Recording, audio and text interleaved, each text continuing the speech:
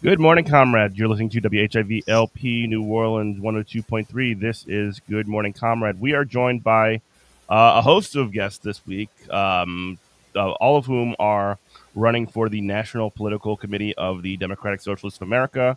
You may remember our previous conversation that we had with Francis, Alex, and oh my gosh, with oh my gosh, what's the fellow's name? From New York, Kareem. Hello.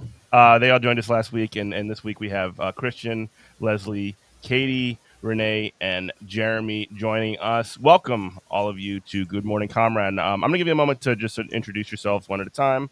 We can start with Christian. Thanks, Jeff. Hi, everyone. My name is Christian House. You see in pronouns. I'm from beautiful Long Island, New York.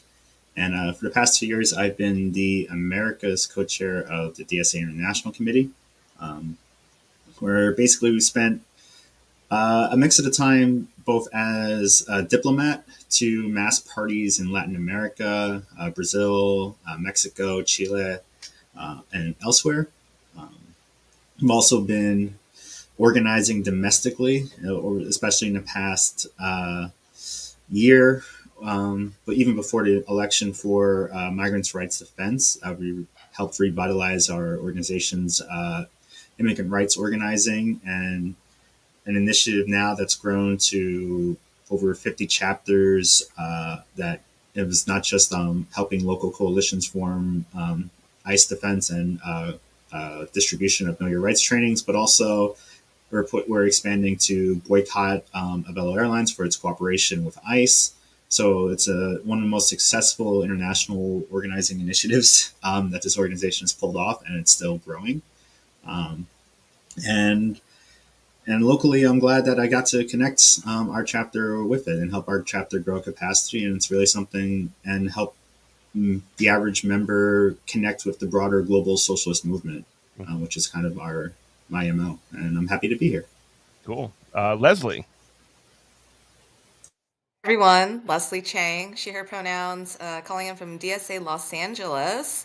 Over the last year, I've worked on a number of national priorities. So for our Rights Committee and Democracy Commission, both of which were passed at the 2023 Chicago Convention. And locally, I am one of our branch coordinators, have been working really hard, as you can imagine, on fighting fascism and ICE, literally on our doorsteps. So yeah, it's been tough, but a lot of our members are really engaged in this fight. And I think Los Angeles is certainly not going to back down. So we are going to try not to curse right now. We're going to fight like heck.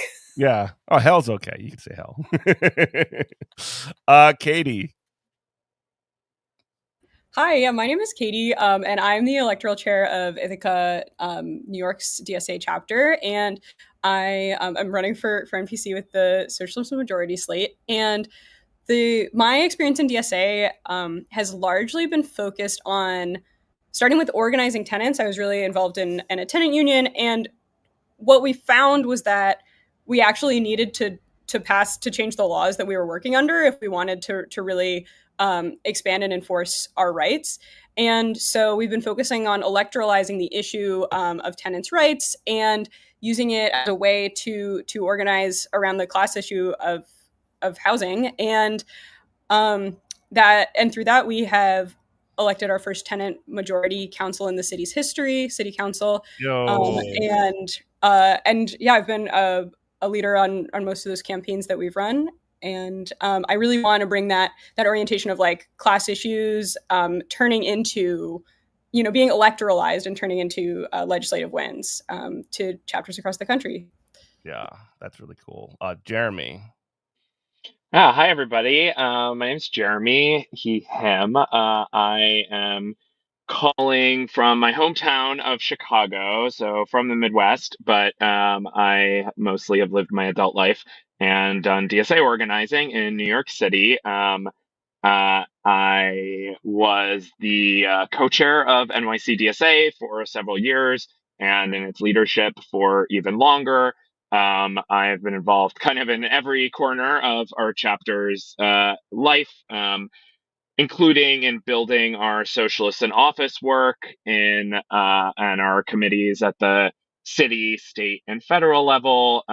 In our work for a ceasefire, I was co-chair when the genocide in Gaza began, and have been was kind of quite an active voice in defending our organization against mischaracterizations of our position and of what we stand for, and in pressing forward for our view of the full humanity of Palestinians and every human being in the kind of world that we deserve. And I've been deeply involved in our electoral work on a whole number of fronts. Most recently, incredibly, amazingly, in Zoran for mayor. Oh yeah.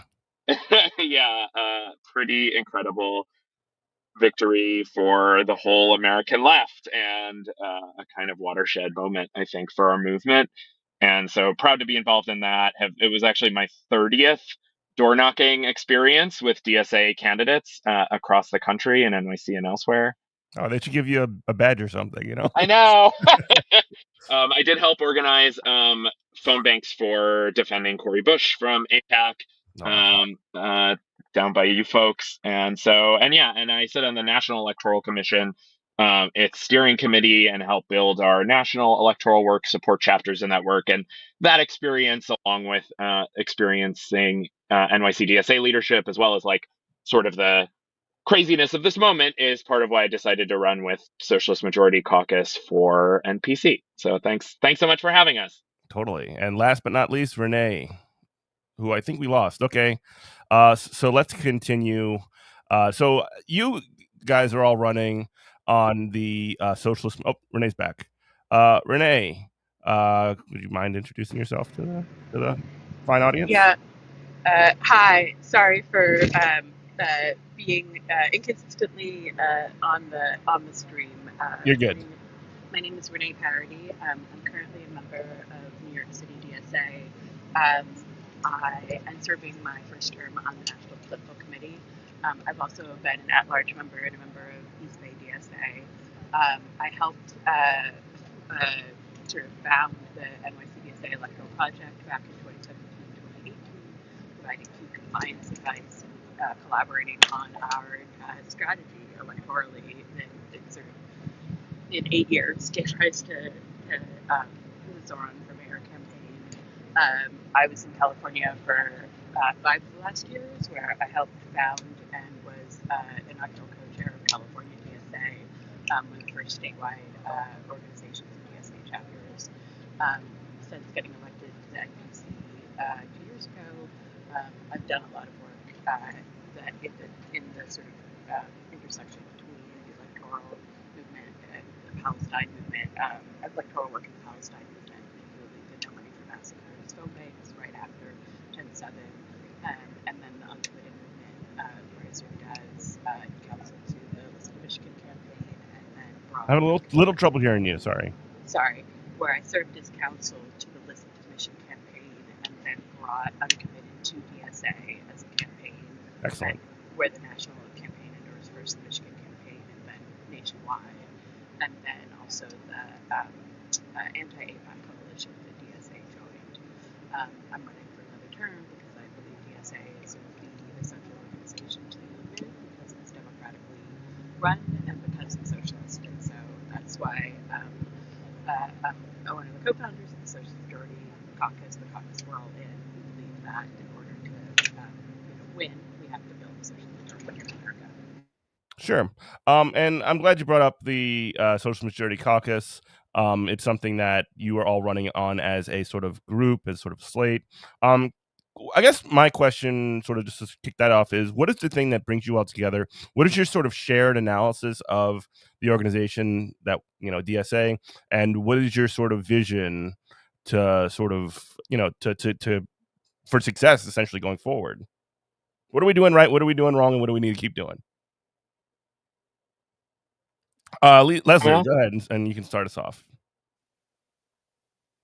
I like what you said about what are we doing right, what are we doing wrong, what does that mean for what we need to do to move forward. I think this aspect of e- evaluating the work that we're doing in order to learn from our mistakes and learn from what's working is a necessary part of being thoughtful about how we expand our base and grow the movement and build leaders. And in order to be able to do that, we need a well staffed, well organized, well resourced national organization that is really able to take on the challenges of fighting back against MAGA authoritarianism and having a very specific positive political vision in everywhere that we can, but especially in the run up to 2028. And I think that is something that we really deeply believe in. We need to make sure that we are running popular socialist candidates that are able to talk very succinctly and clearly about these issues that working people face. And we need to be able to work in coalition with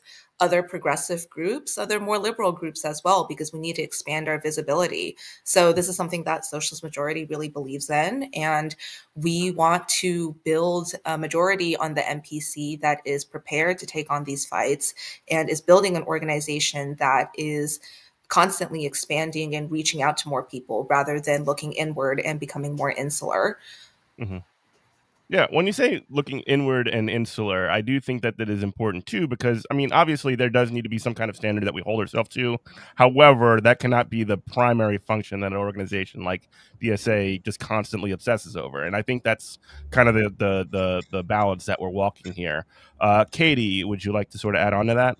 Yeah, and I think Socialist Majority Caucus, we are very focused so much of the time on our um, like our organizing skills and our tactics, and being very just focused on like the kind of to-do list of what we want to engage, what we think will build the movement. But we do also have like a strong theoretical backing and like points of unity that bring us together. And one of those things is that given the forceful power of the state, given the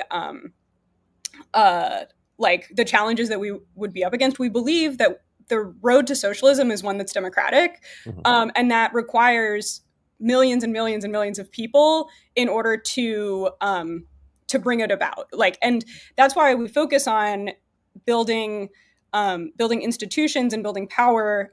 That's where we want to be acting in the millions, and we really want we're serious about building a socialist majority. We want a majority of people to be part of the socialist coalition. And because of that, that's why we really need to be, we know we need to be running the kinds of campaigns that bring millions of people into the work with us. And so we want to be reflective and have an organization that can handle that and can be principled. But that's, where our outward focus is, because we know that we're not going to do it. We're not going to win socialism by paring down and becoming, a smaller group of more pure socialists. Yeah, there's like two roads to go down. It's organizing the entirety of the working class or organizing the already existing left. And like we already know, at least to some extent, what the existing left's capacity is. It is a small fragment minority of the population. The goal, at least, the part where I agree with you guys, is that there needs to be a growth of people. There needs to be a conversion of normal people who don't have political commitments into people who that we need to essentially sell our project, the socialist project, to the broader majority of the population. Yep. That's how I see it. Would anybody else like to add on? Go ahead, Christian. Yeah. So Leslie and Katie touched on a lot. I'll add as well from an international perspective that really our goal at SMC, we recognize that there's racism and oppressive and imperial institutions that are fundamental to creating the the messed up world that we face and have to confront every day.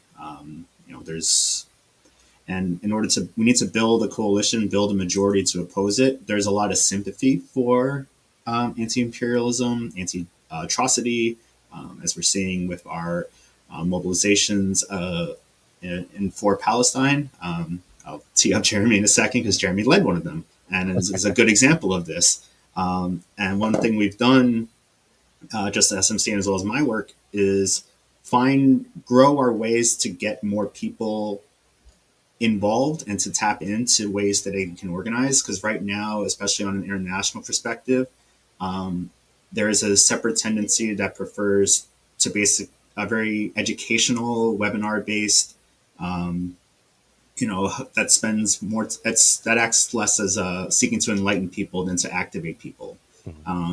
We know that there's common principles amongst members and the broader public that fits right into our program. And therefore, for us, that's a good start. And we can mobilize them to put pressure onto all levels of government, to put pressure on unions to participate and struggle, and to build broader coalitions along various lines. I'll tease it, probably talk about later when we talk about Zoran. But one area that he's done that I'm really impressed with is his outreach to Haitian communities in New York City. Yeah. And that's something I want us to the grow. video from that is amazing, of him just sort of like speaking in colloquial Haitian to Haitian issues, like in real time. Is like, wow, that's like something that you never really see.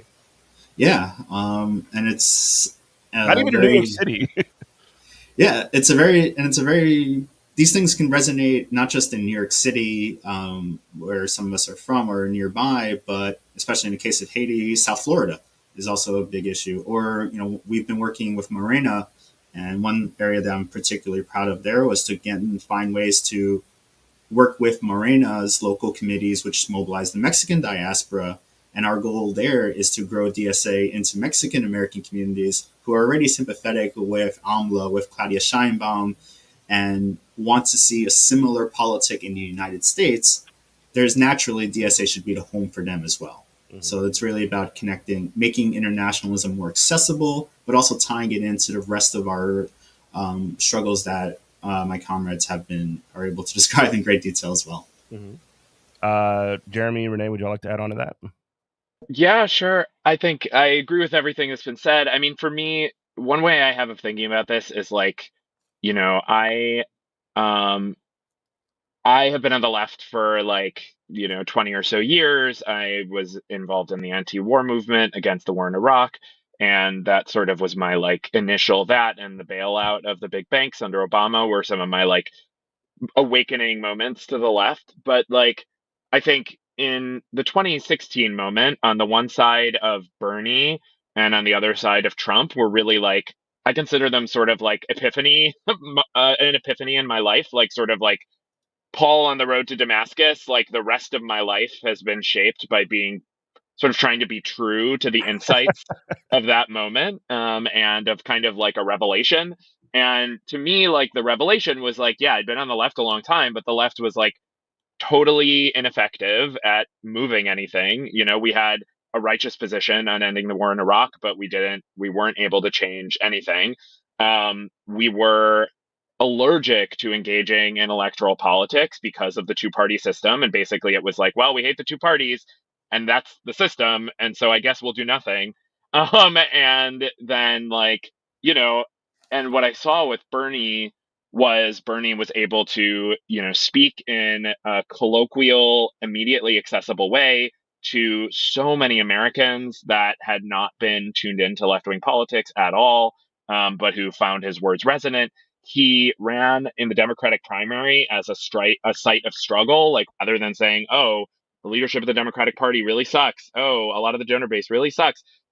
He just jumped into fighting on the terrain of the two-party system in this really powerful way. And then on the other hand, there was Trump, which was America could go fascist, and this is an incredibly dangerous times. And it really is sort of a socialism that takes building power and winning seriously, or it's fascism. And so for me, those are all lessons that have fundamentally shaped my political orientation over these last years, and that unfortunately I feel like it's really easy for the left to like what did Lenin call it? One step forward, two steps backwards. Like it's really easy to for the left to have kind of internalize those lessons briefly and then to just go back to lots of old habits of like speaking only to the already converted, habits of like kind of obsessing over minute distinctions. It's very important to have principles, but we also have to have like be able to see the forest for the trees and be able to focus on building power for working people because of the level of emergency we're in, and we have to take on the right directly. So for me, those are all like really important lessons, and DSA is a hugely, with our membership model, a hugely important kind of has so much potential, a foundation stone for fighting the fight against the corporate establishment, the democratic establishment, and the right. But we really do risk falling back into old, bad left wing habits. And we should avoid that. We should stay true to kind of the door that Bernie opened up, that in many ways I think Zoran's campaign was kind of a next step through that door, a leap forward. And we have more to come if we stay true to the strategy. Yeah, I do. If I could just, Yeah, jump in. yeah, and I hope my audio is better now. Much better. Yeah. Okay. Yeah. So I've been thinking about this. There was already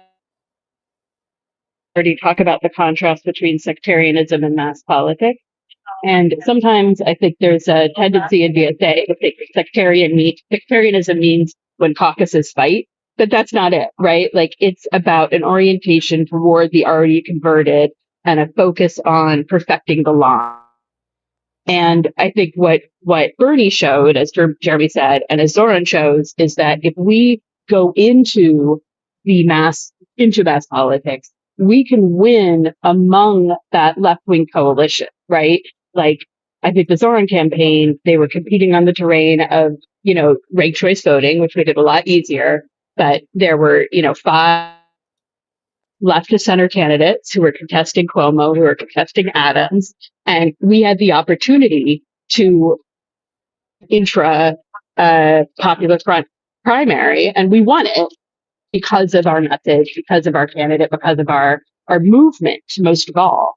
And most so importantly, ability to organize 1.5 million people and knock on doors as well. You can't do that without Exactly. And not everybody who voted for Zoran and not everybody who volunteered for Zoran is a socialist yet. But we just moved them closer to it. And that to me is why the mass politics orientation is, to Jeremy's point, Bernie's innovation and the thing that we need to come back to in this moment of great peril. Yeah.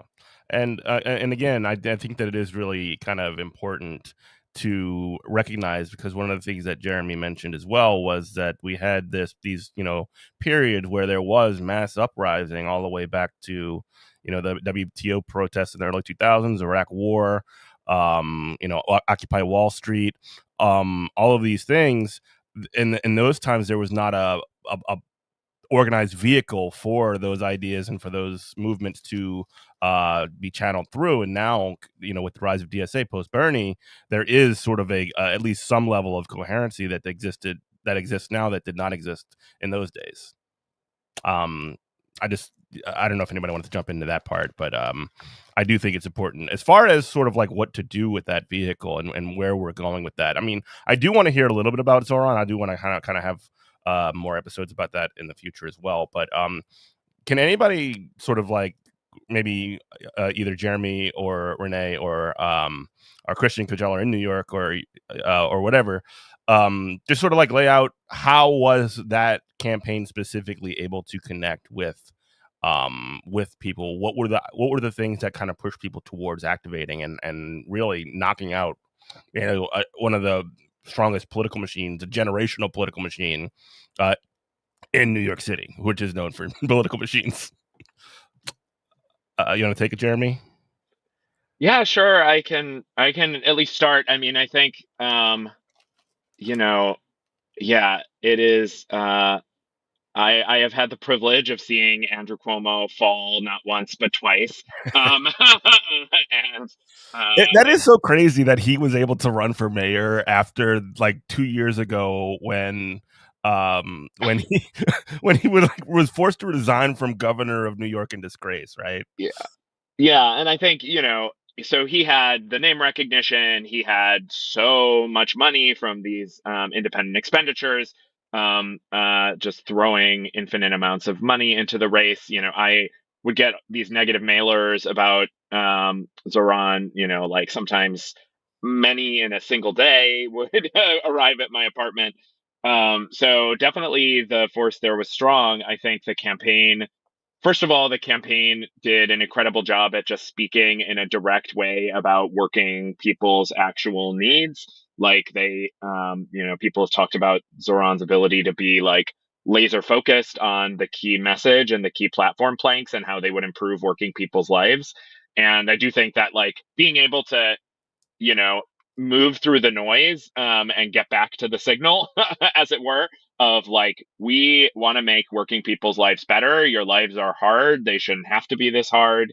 And we have some, kind of clear, achievable ideas for making them better.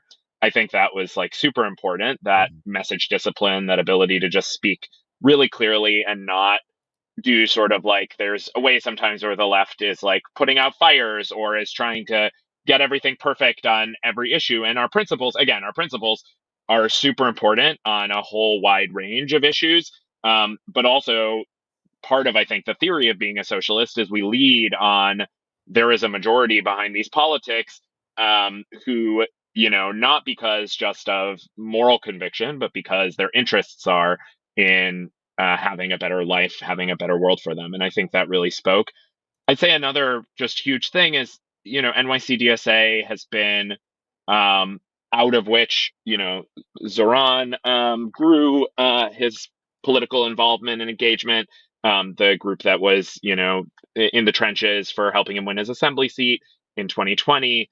And, many of core leaders in the campaign came out of NYCDSA. And I think a lot of our electoral orientation really it kind of came to fruition in this moment, which was like, again, using the Democratic ballot line as a field of struggle and getting like basically people won't given the two-party system, it's extremely hard to break through if you're not in one of the two parties. But the parties have basically zero control over their ballot lines, and so there's an opportunity for struggle. So running on the Democratic ballot line as a very kind of well-established consensus electoral strategy in NYC.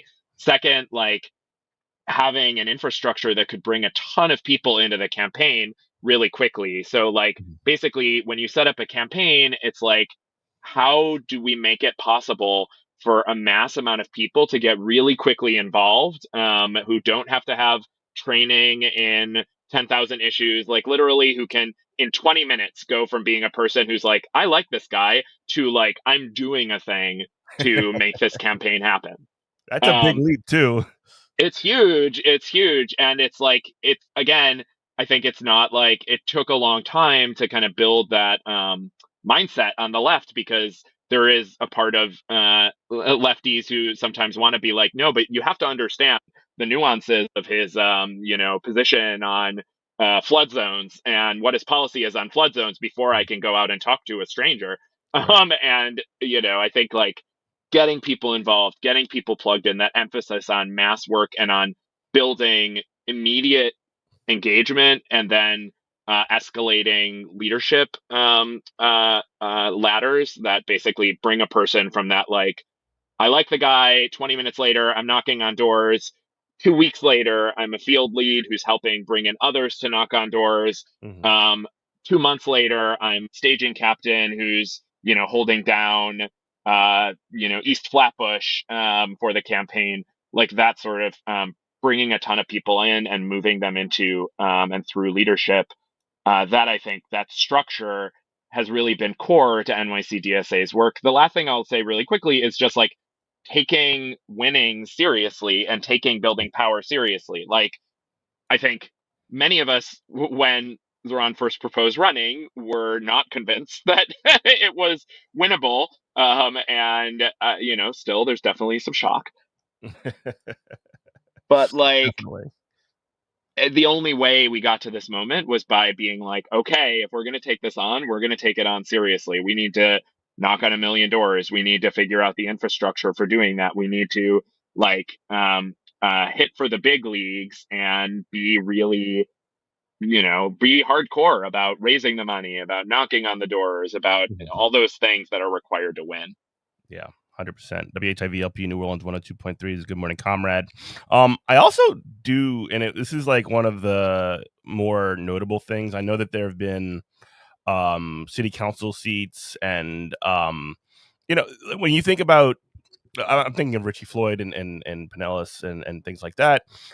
Those are examples of people who are like cadre members of DSA who came up through, like, even AOC, who was a member, from what I understand, prior to running for office, didn't necessarily run a campaign like entirely through the organization. This is sort of like one of the, at least the highest profile, definitely at least since AOC, victory by DSA broadly. And I just sort of, wanted to sort of flag that as that it is definitely possible to have people come through the organization as members and then be kind of catapulted into positions of leadership, and that's really cool, like elected positions of power as well. I'll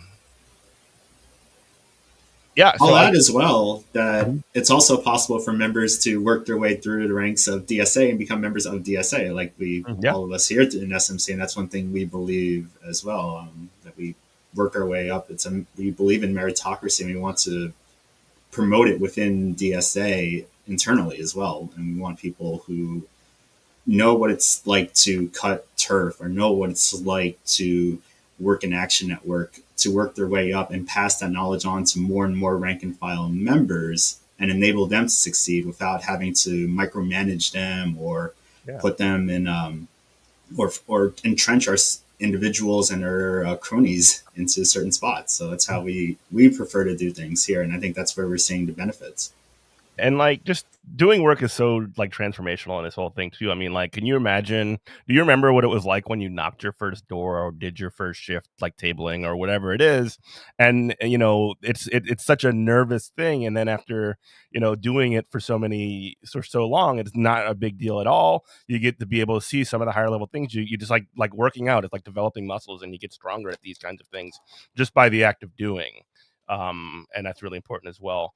And that was, oh, go ahead. Oh, I was just going to say that was part of that first Bernie experience for me too, that I referred to earlier. It's like, I'd been considered myself a socialist for like 8 years, and the thought of like talking to someone about it who wasn't about my politics, who like wasn't already in like a left-wing reading group with me, or maybe like showing up to a protest, like it just was like a shocker. It was just this like, whoa, you mean I have to like talk to more people about the things I believe in to win power? Like, what an idea. Yeah. Or even talking to your coworkers at your workplace. When you organize your workplace, you have to talk to your coworkers and make that happen as well. It's all like, it's not exactly the same thing, but it's connected, and it becomes, as you do it more, more and more, you just kind of get better at it, and you get used to it, and you get to understand the terrain at higher levels. I do want to change gears a little bit, because while we are in this position to build up, these really important campaigns, and be that with unions or be that with electoral things or whatever, we also, like, in the midst of some of the kind of craziest stuff we've seen, the craziest stuff that failing capitalism has to offer is really all coming through it right now. I mean, Leslie, I'm sure seeing what happened in Los Angeles last month rather, with the ICE raids, and we're also still seeing ICE raids and pitch battles, but essentially between a union leader getting waylaid by federal officials, and all these horrible things. And I mean, even in New York, there was the Brad Lander who got basically roughed up by police and put in prison for a short period of time, or put in holding. When it comes to the sort of like fight back against these things and the sort of balancing, I guess you could say. Well, we'll get to balancing later. But when it comes to the fight back, that's a high priority. And what does that look like in an organization like DSA? Is that really a part of our role? Is that a part of DSA's project at all? Leslie, do you want to sort of start us off with that? Yeah, I mean, absolutely. I think this is a place where DSA can really make a difference. You know, we are well positioned to make a difference too. I mean, I think about kind of the whole suite of organizing opportunities and, levers that we can pull. There's the legislative side and the policy side, right? Where we have elected leaders in positions of power who can really push on policy priorities. Los Angeles, we had established ourselves as a sanctuary city. There's a lot more that we can be doing on that front, but certainly I think if we hadn't done that, we would be in much more dire of a situation right now. Then there is the aspect of kind of like direct action, right? Like direct action, civil disobedience. What exactly does that look like? How do we engage? This is also something that I think we need to talk about as an organization. And then there's the political education aspect of things. Know your rights presentation, right? How are we educating people? How are we reaching out to working class folks, helping them understand what their rights are so that they're prepared if when ICE shows up at their doors? Community canvassing. How are we going door to door to help small businesses understand, hey, like if you put up a sign that says private employees only, ICE can't go back there. And so, and then there's this aspect also, I think, of like mutual aid, right? Jail support, court watch, all of these things. And I think every chapter should be prepared to think strategically about where they're best positioned to make an impact and then work on a strategy. And I think this is where having a strong NPC that is thinking clearly about this vision and can work with chapters and can work with field organizers to really make sure that all chapters and organizers have the tools and resources they need in order to identify where they can make the biggest impact. And then broadly, nationally, we need to be pushing comms on this. Immigration is a really hot issue right now. I think it's a very polarizing issue. We need to be very, very forceful with our messaging to talk about the ways in which immigrants really built the United States and why they really benefit communities. And so, and again, like in the absence of having like a national comms director, this is, I think, an area where, DSA has really fallen short a little bit. And it's in a lot of the burden now has fallen on chapters to try to prepare ourselves. But I think looking ahead, certainly beyond August, like when we hopefully retake a majority on the MPC, we should be working with every chapter to prepare them for this, because ICE is in Los Angeles right now. ICE is going to come from many, many neighborhoods. And they're not only in Los Angeles, they're out in Oxnard and all these other places where there are tons of farm workers, and they're attacking them as well. And it really is like we need to recognize, and there needs to be like broad scale agreement that farm workers are workers just like every other worker. And in a critical key period too, or a critical key point, they do a lot of the work that documented Americans, whether you like to hear this or not, they do a lot of work that documented Americans won't do for less wages. It's really horribly like insane how they're able to use all of these, H-2A or whatever visa, or H-1A, I can't remember which one it is, to classify these folks as lesser than, non-citizens that can come over here, work, and have their status be dependent on their employer, and then be kicked out of here as, or basically be attacked by ICE. You see the videos of them with the vehicles driving down the road, and they're running from the vehicles. It's really horrifying stuff, Christian.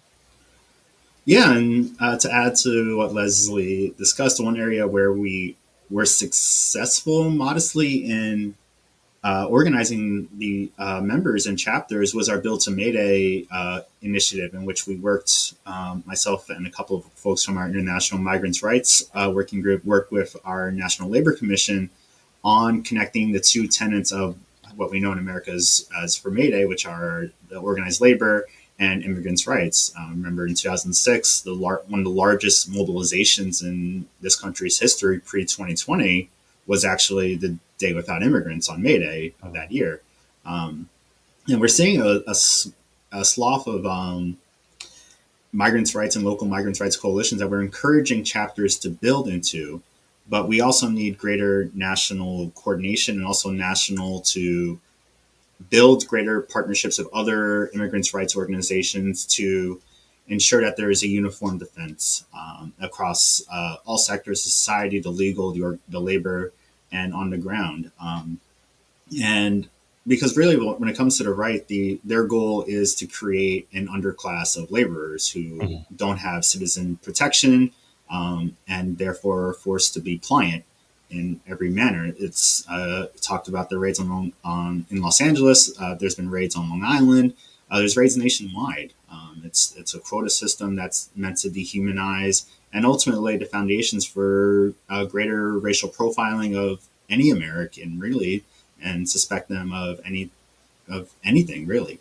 So this expansion of the police state that's being fed into is a great crisis, and we need a national leadership. And I'm hoping to provide it that mobilizes across all chapters and all sizes, because there's going to be no discrimination from ICE on this. There's anywhere that's where there are immigrants, whether they're of Latino origin or of any African, anywhere from the global South, they're going to be targeted and identified by a rapidly growing, what's going to be the largest national police body in this country's history. And so larger than most militaries in the world. Yes, larger than most militaries in the world. And if we spend our time just minimizing our presence, limiting ourselves on drawn down criteria that prevents us from working across multiple coalitions and forming partnerships that we need to protect people, we're not going to be able to stop it. So we need to be able to find ways that include members, get them activated and involved as quickly as possible and as effectively as possible. Yeah. Go ahead, Katie.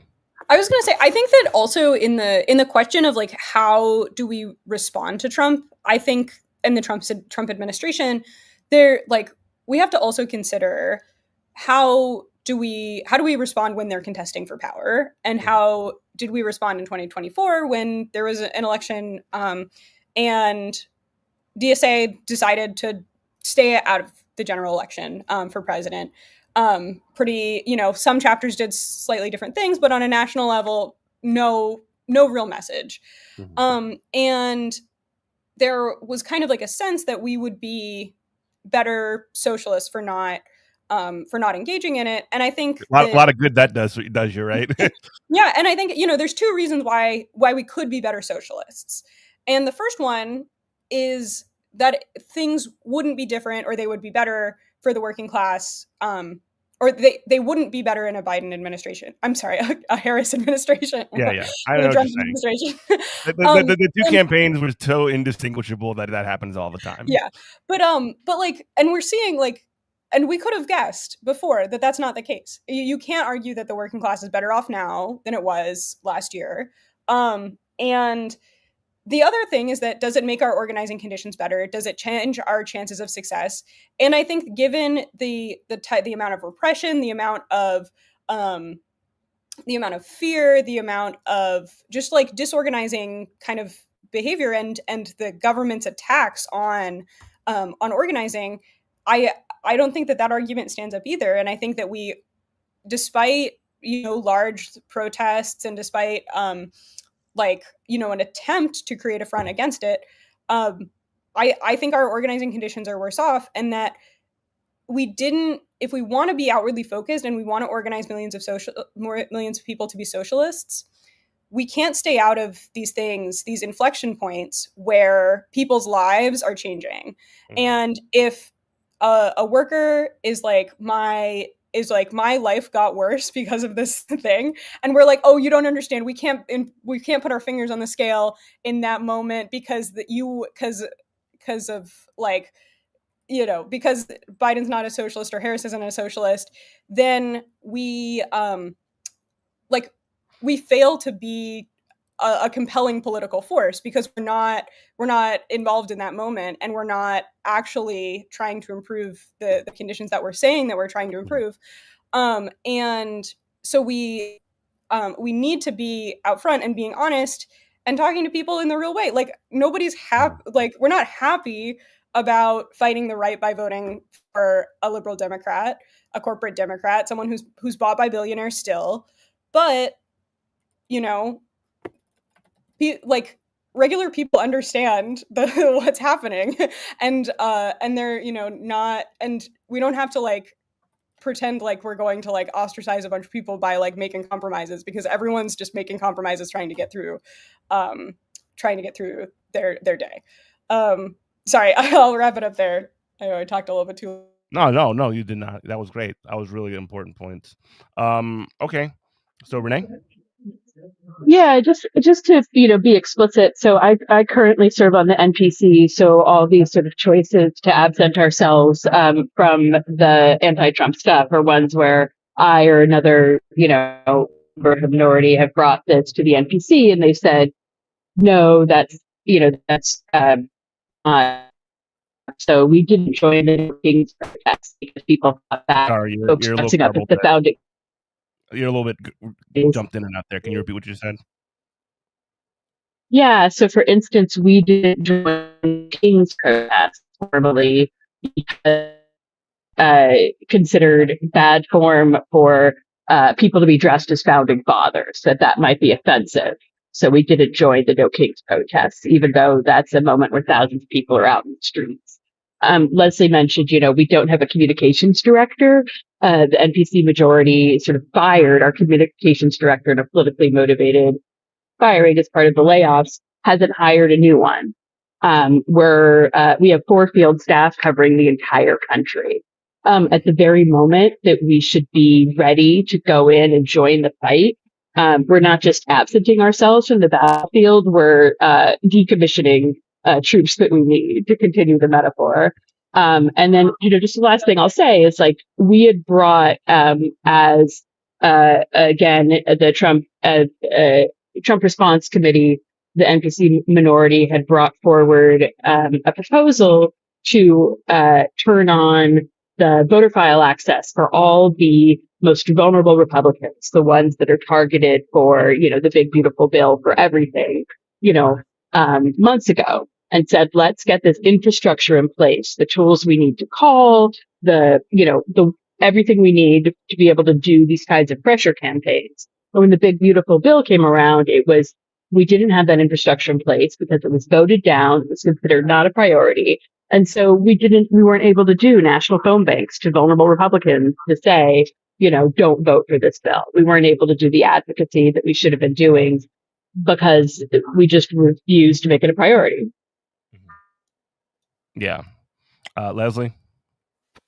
And I think this is one of the distinguishing factors between those of us who believe in mass politics and then those who want to have that more sectarian, insular view, where we believe very strongly that we have to contest for power in the spaces where people are paying attention, right? Running candidates along the Democratic Party ballot line is a clear example of this. Joining in coalition with organizations that are putting on, that are broadcasting messages against Trump, WFP, right? No Kings, Indivisible.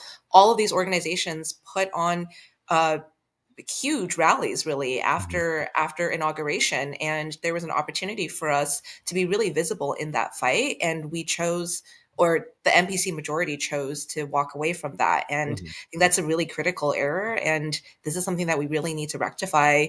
Hopefully come August, we need to change the orientation of this organization, because we're not going to grow if people don't know who we are. Yeah. So appreciate that. And I know you got to jump, but thank you so much for joining us, Leslie. While we do move on, I do think it's important that we kind of talk about, in addition to the folks that are running for NPC, which is you guys, but there are also, various and important so the convention also, in addition to electing leadership, very important part of the organization, but also there's a lot of resolution business that sets the trajectory of the organization that for the next 4 years. What are some of the things that you think are some of the most important points of discussion that are going to be taking place in this convention? We can start with perhaps Katie. Yeah, I want to go into the convention resolutions. I am gonna start with Yeah. that. I think that I would say if if there are DSA delegates that are watching this and you're thinking about how to approach convention, I would really encourage you to spend your research time first and foremost on the NPC, because resolutions are great and they do help us understand the will of the membership. But the truth is, the implementation all comes down to NPC nominations, the local chapter leadership, and just the kind of the political will of the people elected. And I'll say that sometimes, because the vocabulary that we use is very jargony and the nuances are all over the place, you're the candidates for NPC can say very similar things but act very differently in their terms. For example, I went to convention in 2023. Red Star Caucus was talking about how they were the number one electoral caucus, and they really supported electoral work. And I was like, okay, so I should vote for either the SMC people or the Red Star people, because I am really excited about electoral work. I'm really interested in what these chapters are doing. And that's the Red Star Caucus has been really adversarial to electoral work on the NPC, and if I had voted for them, I would have regretted it. And so you should really focus on the work that the candidates have done, how they create the politics that they subscribe to. So I would really encourage delegates to spend their time doing that research. But I also, we've the group of us here have introduced some resolutions about being really proactive in seizing the moment that we're in to win big elections, to fight for bigger elections, to build bigger coalitions, to basically make thousands of Zorons, or maybe just a couple Zorons, but have them in Congress, and to focus on what we need to do as DSA to be ready to run those kinds of huge, logistically challenging, really expensive races. Congressional races, we need to be serious. They cost millions of dollars, or even tens of millions of dollars. And so we need to focus on our own capacity, but also on the coalitions that make it possible. Because just DSA was a huge leader in Zoran's campaign, but it doesn't happen without the other organizations that jumped on too. And then so I'll talk about those, but maybe I'll hand it to Christian to talk about the internationalism resolutions as well. Sure. I'll just briefly. I'll explain it. We want to fight the roots of repression from at home and abroad, and that involves a tendency and both national and local approach to protecting immigrants and protesters, whether they're fighting against Israel's atrocities and genocide, or the U.S. atrocities against immigrant populations as well. I'll pass it on over to Renee on the rest of the platform real quick. But basically on the international side is we're looking to have a multi-sectoral, local and national approach towards fighting these local and international oppression. Renee? And we can sort of wind it up here, just sort of, get our last words in, but go ahead, Renee. Hi. Yeah. So I am a co-author on the Democratic Road to Socialism, which is essentially a resolution reaffirming that we believe that the way to socialism is to get a socialist majority in this country, and that this is not a theory of vanguardism. This is not an anti-democratic institution, the Democratic Socialists of America, and reconnecting to the really rich theoretical and historical tradition of democratic socialism, and why that is the orientation that the organization should have going forward. And thanks so much. My bus has just arrived. All right. Thanks, Renee. All right. Yeah, so, I'm happy. Go ahead. I Jeremy. was just going to say really quick, I think one overarching way to think too about convention is just convention is we're a membership organization. We have a rich internal democracy. That is super important. in my mind, our democracy is best sort of utilize democracy as for socialists is in part an end in itself, but it's also a means to an end. It's about thinking about how do we, us debating like what's the best way to change the world. And that involves assessing where are politics today? How do we intervene? And I think one thing that has been, a kind of theme that's run throughout this conversation is unfortunately some of the current leadership of national DSA tend to not have that political an orientation. They're very involved in like minutiae and their own caucus lives, but they're not like, what are the big fractures of the moment? Who needs to be organized? How do we organize them? How do we move thousands, millions of people into action to address the moment? And for me, that's the sort of like, the red thread through how I'm thinking about going into convention is it's like, we have to intervene against Trump and stop this fascist wave. So here's how we're going to do it. We're going to build coalitions. We're going to be on the front lines of defending against the Medicaid cuts. We're going to prevent the right from isolating immigrants off from other workers and build coalitions around bread and butter issues that bring working people across the country together. We're going to run against the Democratic establishment and use people's disenchantment to get more socialist leaders into the public eye, into office, into fighting positions. We're going to increase the sort of loss of status and power that the establishment, the Democratic establishment, is experiencing right now. We're going to lean into that. And we're going to make an organization where we can kind of focus on these political issues and where it's not going to be, I think we're also supporters of a one member, one vote resolution that would bring all of our members more into electing our leadership and discussing our issues, because like the vast majority of our membership is in it not to like engage in all the drama, but they're in it because they want to change the world. And that to me is like what we want convention to be about. Let's change the world. Let's seize the moment. Yeah. So I guess sort of, last 2 minutes of the show, where can we find more information about all the stuff that y'all are doing? And yeah, where can we kind of keep in touch with, you guys and with the group? I'll start with Katie. Yeah, so we have a website, socialistmajority.com, as well as, the classic social medias. And we'll be sharing there about our convention platform and our candidates. So on our website, we have our full platform for convention and our blog that explains, our position on different things within the organization and kind of our take on what's going on. And I really do, I regret in my former answer not bringing up one member, one vote, which is kind of one of our big things that actually is one of the things. There's resolutions at convention that like are policy platform ideas basically, and things that change our bylaws or our constitution that are like structural changes that have to happen at convention if we want to do them.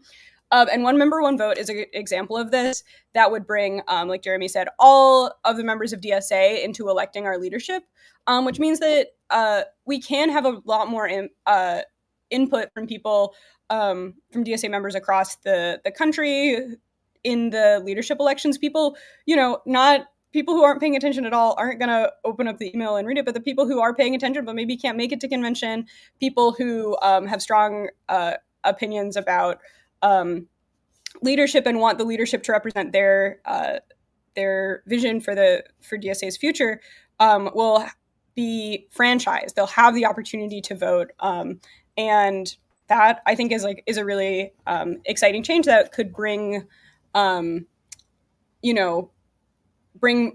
more people into the kind of democracy, right? Weird. Decision makers. And sorry, yeah, I know we're running out of time. Democracy, right? Weird. Yeah. What a concept. Yeah, it's just democracy. All right. Well, thank you, Christian, Katie, and Jeremy for joining us. Thank you also to Leslie and Renee. Thank you, Jeff. Of course. Happy to have you guys. And, thanks for listening, everybody. This has been Good Morning Comrade, WHIVLP New Orleans 102.3. We love you. Bye-bye. up on